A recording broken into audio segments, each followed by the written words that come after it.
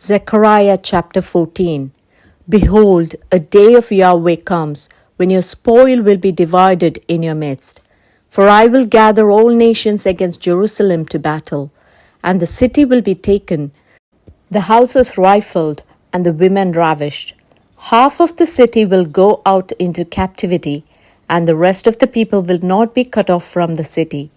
Then Yahweh will go out and fight against those nations, as when he fought in the day of battle. His feet will stand in that day on the Mount of Olives, which is before Jerusalem on the east. And the Mount of Olives will be split in two, from east to west, making a very great valley. Half of the mountain will move toward the north, and half of it toward the south. You shall flee by the valley of my mountains, for the valley of the mountains shall reach to Azel. Yes, you shall flee, just like you fled from before the earthquake in the days of Uzziah, king of Judah. Yahweh my God will come, and all the holy ones with you. It will happen in that day that there will be no light, cold, or frost. It will be a unique day which is known to Yahweh, not day and not night, but it will come to pass that at evening time there will be light. It will happen in that day that living waters will go out from Jerusalem, half of them toward the eastern sea, and half of them toward the western sea. In summer and in winter will it be. Yahweh will be king over all the earth. In that day Yahweh will be one, and his name one. All the land will be made like the Arabah, from Geba to Rimmon, south of Jerusalem. And she will be lifted up and will dwell in her place, from Benjamin's gate to the place of the first gate, to the corner gate, and from the tower of Hananel to the king's wine presses. Men will dwell therein, and there will be no more curse, but Jerusalem will dwell safely.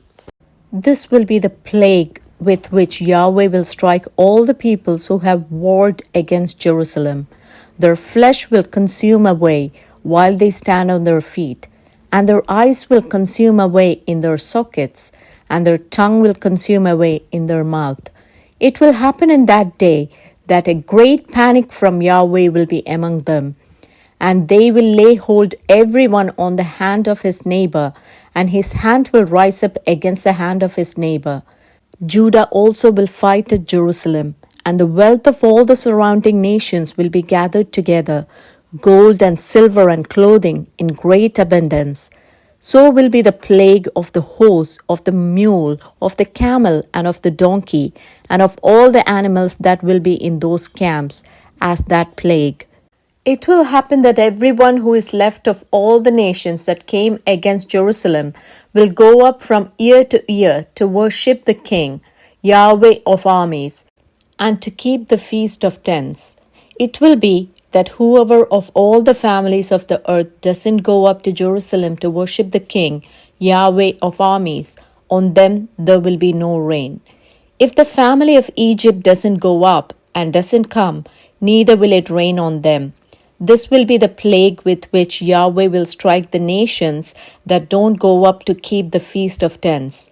This will be the punishment of Egypt, and the punishment of all the nations that don't go up to keep the Feast of Tents. In that day there will be on the bells of the horses, holy to Yahweh, and the pots of Yahweh's house will be like the bowls before the altar. Yes, every pot in Jerusalem and in Judah will be holy to Yahweh of armies. And all those who sacrifice will come and take of them and cook in them. In that day there will no longer be a Canaanite in the house of Yahweh of armies.